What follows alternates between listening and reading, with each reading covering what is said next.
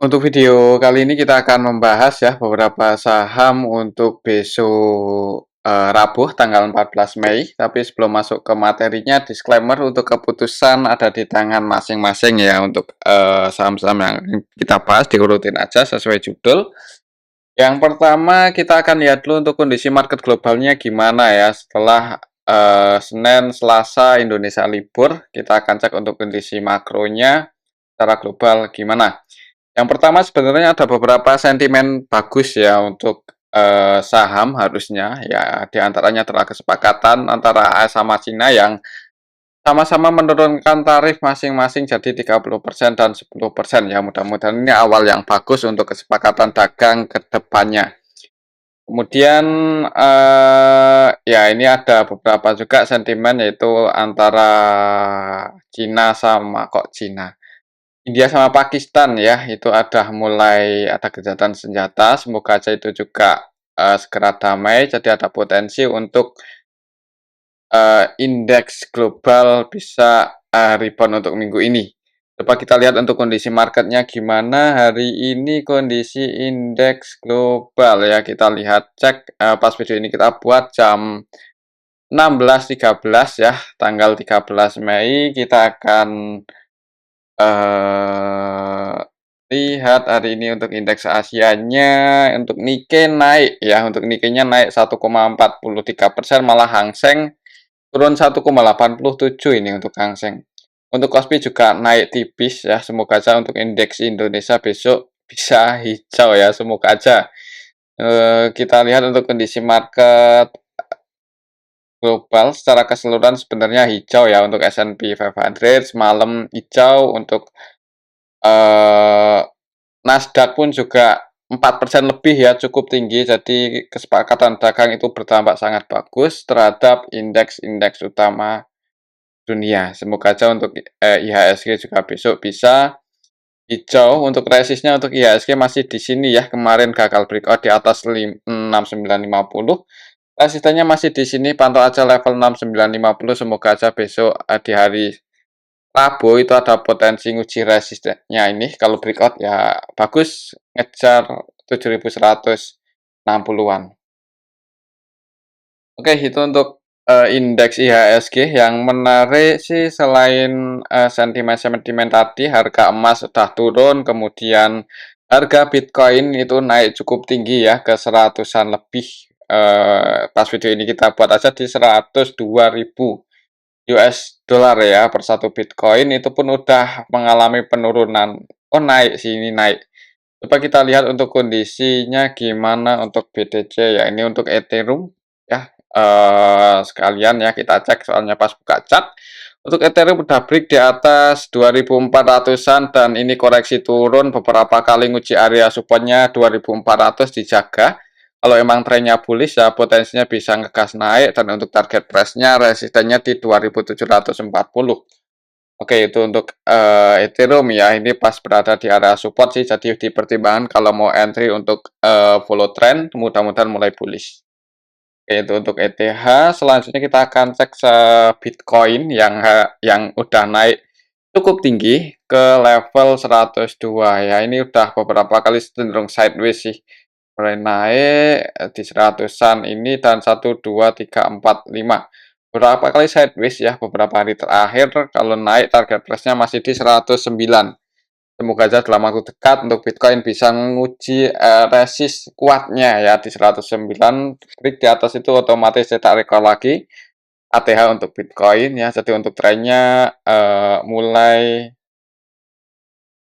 bullish ya. Oke, itu untuk Bitcoin. Kemungkinan ya kalau mau entry sih sebenarnya agak nanggung ya untuk Bitcoin. Mending di ETH aja kalau secara teknikal, walaupun untuk Bitcoin ya masih ada potensi buat ke 109 ya. Cuman induknya kripto kan Bitcoin ya. Ya disclaimer aja. Ethereum juga marketnya sangat besar juga ya. Jadi kemungkinan kalau Bitcoin bisa ATH, Ethereum juga mudah-mudahan bisa mengikuti. Oke, itu untuk Bitcoin. Selanjutnya kita akan lihat emas ya. Untuk emasnya gimana? Emasnya setelah ada kesepakatan dagang antara Cina sama Amerika itu turun ya. Jadi sangat berdampak, kesepakatan antara US sama Cina ya, terhadap safe haven-nya dunia ini. Untuk, XAU turun ya kemarin setelah ada sentimen kesepakatan kesepakatan dagang turunnya cukup, dalam di hari, Senin itu turun sampai ke level 3.240 dan hari ini masih terjadi technical rebound. Kita lihat aja, sebagai pemain saham sih berharap supaya emas bisa turun lagi lebih dalam ya. Jadi, safe haven-nya kurang diminati, masyarakatnya lebih minat masuk ke sektor-sektor yang membangun ya. Ya untuk SAU turun supportnya masih di 3.160-70-an ya. Pantau aja level ini misal hari ini nanti malam mungkin pas indeks pas market US buka ya, kalau misal emas turun pantau 3160-an ini jebol di bawah 3165 ya, mudah-mudahan bisa lebih dalam lagi sehingga kembali lagi ke harga normal ya. Untuk emas di harga 3.000-an itu agak-agak nggak normal sebenarnya, sangat mahal ya. Kalau bisa mungkin malah turun di bawah 3.000 kalau bisa ya. Untuk pemain saham, cuman buat yang udah investasi emas ya jangan khawatir ya, walaupun emas turun sampai ke di bawah 3.000, kalau untuk jangka panjang kemungkinan masih aman ya untuk emas, karena ya kalau belinya di Indonesia otomatis kan pakai rupiah. Kalau pakai rupiah nanti lihat juga nilai tukar rupiahnya gimana. Kalau nilai tukar rupiah melemah, ya kemungkinan juga naik ya untuk harga emas yang mungkin teman-teman beli ya. Kalau ya cuman masih cukup tinggi lah untuk emas di harga 3.200-an, di atas 3.000 US dollar per troy ounce itu hitungannya udah cukup tinggi. Masih cukup tinggi lah, jadi jangan khawatir ya yang udah beli emas ya. Kalau beli ya untuk jangka panjang kan, bukan untuk beli kemarin jual bulan depan. Nah itu kurang cocok ya kalau emas. Oke, itu untuk emas, semoga aja masih bisa koreksi lagi harapan kita. Selanjutnya kita akan cek untuk crude oil coba ya. Untuk crude oil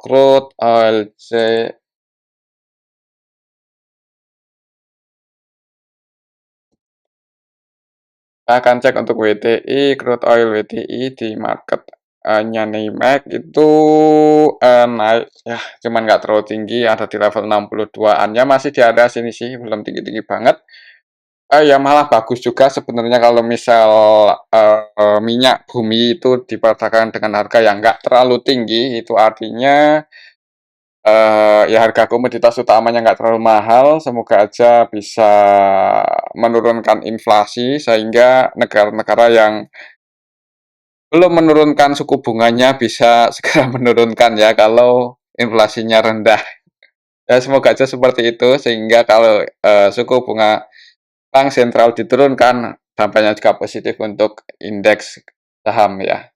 Oke, itu untuk kondisi globalnya. Kita akan cek saham yang pertama dulu ya. Yang pertama akan kita cek saham ASI yang habis RUPS dan harga sahamnya masih cenderung sideways, bahkan cenderung turun ya untuk 2 hari terakhir market buka ya, karena di hari tanggal 8 Mei-nya itu IHSG-nya gagal breakout, turun cukup dalam.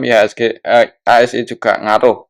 Tapi ini secara teknikal sideways cukup lama sebenarnya untuk tren ASII, jadi kita mungkin masih wait and see, atau sebenarnya kalau mau masuk tujuannya untuk jangka panjang, yang penting sabar aja. Fundamentalnya sangat bagus ya untuk saham ASII di harga sekarang, itu fundamentalnya eh, sangat-sangat bagus. Kita cek pakai market, pakai ini aja. ASII.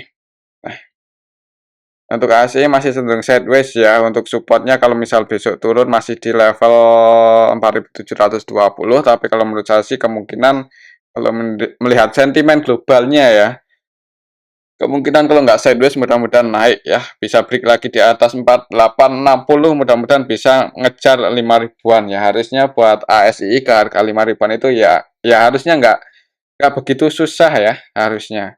Menjelang come date, ya kalaupun nggak naik, kalaupun pas ex-date ya kemungkinan juga nggak akan dibanding dalam, soalnya di harga sekarang itu secara valuasi udah sangat relatif murah ya untuk saham ASI. Kalau kita lihat aja di sini untuk sentimen, eee, untuk fundamentalnya ya sering kita cek untuk pair-nya itu masih di angka 5, 6 kalian dengan PBV 0,7, yaitu sangat murah ya untuk saham dengan market cap sebesar 193 triliun. Biasanya market cap untuk ASII itu normalnya di atas 200 bahkan 300 ya. Jadi kita tunggu aja untuk asing mulai entry di IHSG ya mudah-mudahan bisa, rebound naik ya untuk saham ASI ini. Oke itu untuk saham ASII pantau level ini untuk besok, tanggal 14 ya 4860 semoga aja bisa break di atas itu. Untuk ASI mungkin seperti itu aja, selanjutnya kita akan cek saham Telkom. Untuk saham Telkom juga, kemarin turun ya, nguji area supportnya, rebound naik, close di 2.600. Kita akan cek untuk kondisinya gimana untuk Telkom. Oh ya, untuk transaksi ASI belum kita cek ya, kita lihat dulu untuk ASI gimana. Ya sebenarnya sih walaupun misal ASI kemarin asingnya jualan itu cuman nggak terlalu banyak kalau nggak salah. Tanggal 9 ya, ini nilai transaksinya hitungannya juga nggak terlalu gede, jadi untuk saham ASI itu cenderung sepi untuk kemarin hari apa, Jumat ya tanggal 9, Mei itu. Untuk ASInya sendiri net sell lebih banyak yang keluar, untuk lokalnya net buy dan sebagian retail masuk. Ya kita lihat saja mungkin besok kalau IHSG bisa rebound naik, itu ada potensi retail-retail yang, kebanyakan itu kemungkinan tipikalnya swing atau trading kalau udah floating profit mudah-mudahan segera diamankan jadi ada potensi asing masuk lagi sehingga sahamnya naik. Ya mudah-mudahan seperti itu. Oke itu untuk ASII ya. Selanjutnya kita akan cek Telkom yang harga sahamnya gimana ya untuk saham Telkom. Hari ini tanggal 9, Mei ya untuk, Telkom sejak hari ini kemarin ya, kemarin Jumat tanggal 9 Mei itu KZ versi asing jualan 40 M-an dan 44 M net sell dan ditampung oleh lokal juga sama ya, asingnya net sell ditampung lokal. Harga sahamnya sih naik ya, semoga aja sih masih, bisa naik untuk besok melihat sentimen global. Kita lihat aja nanti malam untuk indeks US-nya gimana ya. Kemarin udah naik cukup tinggi sih soalnya. Jadi misal nanti malam untuk indeks US nggak terlalu tinggi naiknya atau koreksi cuman nggak terlalu dalam, kayaknya nggak akan ngaruh banget ya. Mudah-mudahan untuk IHSG masih positif untuk pergerakannya.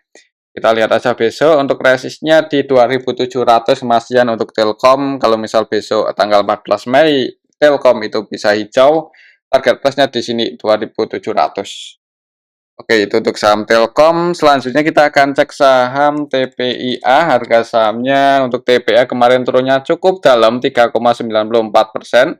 Setelah technical sempat naik dulu mencoba buat break di atas 8950 gagal malah longsor ya. Close di 8525. Kalau secara teknikalnya supportnya ada di 8.250. Jadi kalau melihat polanya ini kayaknya ada potensi nguji supportnya dulu di 8250 untuk TPIA ya. Kita lihat aja apakah ada yang jaga di area 8250 atau enggak. Kalau misal ada yang jaga harga di level ini sih mudah-mudahan bisa rebound naik ya, bisa mantul. Jadi buat teman-teman yang mau entry mungkin patok aja area supportnya di 8.225 untuk saham TPIA. Kalau kita lihat di sini untuk, TPIA transaksinya gimana, untuk TPIA ya. TPIA kemarin tanggal 9 itu sebenarnya nggak ada yang akumulasi, juga nggak ada yang distribusi banyak ya. Secara keseluruhan sebagian retail masuk, sebagian juga, keluar ya. Ini XC masuk 2 M-an, XL masuk 6,7, AK keluar. Oh, retailnya malah didominasi masuk ternyata ya. Pantas harga sahamnya turun. Jadi untuk besok, ya mungkin itu sih ada potensi nguji support. Kalau IHSG-nya bagus bisa mantul naik. Jadi pantau aja area supportnya di 8.200-an untuk TPIA ya. Oke, itu untuk saham TPIA. Selanjutnya kita akan cek saham MDKA yang harga sahamnya kemarin itu korek sideways ya. sempat koreksi setelah, gagal nyentuh resistnya, koreksi karena IHSG-nya juga dalam, koreksi dalam tanggal 8 Mei-nya dan di tanggal 9-nya cenderung sideways di dekat supportnya 1770. Jadi, pantau aja 1770, kalau nggak jebol di bawah itu secara tren juga sebenarnya untuk saham MTK ini udah ada potensi mulai bullish ya. Jadi sebenarnya kalau mau entry itu nggak terlalu masalah, trennya udah cukup bagus ini secara teknikal ya. Naik breakout sideways, breakout lagi ya, koreksi buat lower high, kemudian naik breakout lagi. Dan kemarin itu koreksi kalau misal nggak jebol di bawah 1760, 1770 untuk minggu ini, itu potensinya malah bisa naik loh. Dan naik dan ada potensi lagi buat ke harga 2000-an. Jadi kalau mau entry tujuannya untuk trading atau swing sih antisipasinya bisa kalau turun di bawah 1760. Mungkin seperti itu ya untuk saham MTK secara teknikal. Kalau kita lihat transaksinya sih untuk saham MTK sebenarnya ya nggak bagus-bagus banget sih, juga nggak jelek-jelek banget ya. Karena apa ya? Ya sebenarnya ini harganya udah lumayan di bawah ya, walaupun udah naik cukup tinggi, cuman hitungannya masih di area bawah, di bawah 2000-an. Kalau kita ingat dulu itu untuk MTKA itu di harga 4000-an itu ya normal ya. Kalau kita lihat market cap-nya juga cukup gede. Eh, Kalau kita lihat di sini untuk MDKA juga sebenarnya kemarin sebagian retail masuk cuman nggak terlalu banyak sih. Lihat transaksinya sih dan lihat polanya mudah-mudahan mulai bullish aja. Besok pantau 1770, 1760 ya. Semoga aja nggak jebol supportnya yang di ini 1760. Itu untuk saham MDKA. Selanjutnya kita akan cek saham Adaro ini yang turun cukup dalam ya untuk saham Adaro. Ini emang apa ya, untuk sentimen fundamentalnya nggak bagus-bagus banget ya, harga batu baranya juga nggak mahal-mahal banget, dan apa ya, malah harga sahamnya juga beberapa kali mencoba buat break di atas 1900 gagal terus ya. Kemarin malah turunnya cukup dalam 2000, turun 2,11% ke 1855. Jadi secara teknikalnya kayaknya masih pantau 1900 sih, kalau belum bisa break di atas itu mending wait and see aja dulu untuk saham Adaro, walaupun terus ada yang akumulasi yaitu broker KI, cuman secara teknikal kalau nggak bisa break di atas itu kurang bagus ya. Kita lihat untuk transaksinya gimana untuk saham Adaro, apakah KI-nya masih terus akumulasi, aslinya masih keluar. Kalau kita lihat di sini Adaro,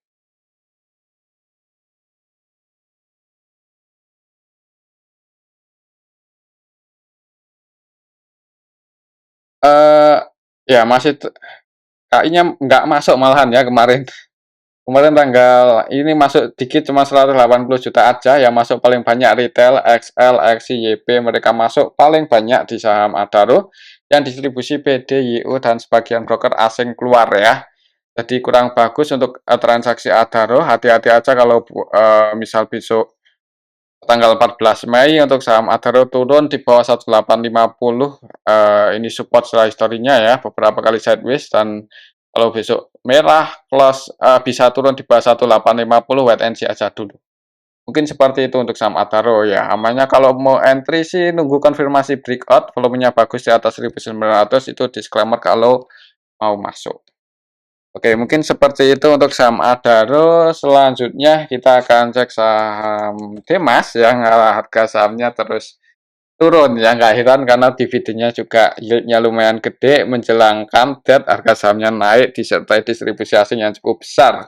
Jadi untuk saham Demas jangan kaget kalau misal beberapa waktu ke depan itu bisa turun sampai di bawah 120-an ya, kalau misal nggak ada yang akumulasi. Soalnya ini yang pegang kan retail nih untuk sekarang ini kebanyakan ya. Soalnya pas naik itu kan di borong retail, investor asing besarnya pada keluar. Jadi kalaupun turun-turun ARB ya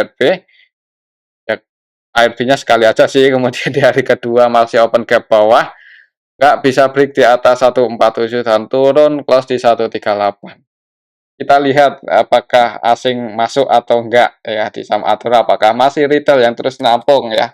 Kalau retail terus nampung di saham Dimas ya harap bersabar aja kalau nggak naik-naik ya, paling nggak masih dapat dividennya, walaupun nggak nutup pas terjadi trapnya.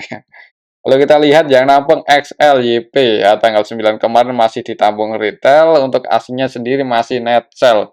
YO terus jualan, bahkan kalau kita lihat di sini 100% jualan ya. Sebelum X-date sampai come-date untuk YO-nya terus jualan 144, dari tanggal 1 ya ini kita cek untuk YO distribusi 100-an M. Dan yang nampung retail ya berat ya untuk saham Dimas ini kalau belum ada pemain besar yang masuk.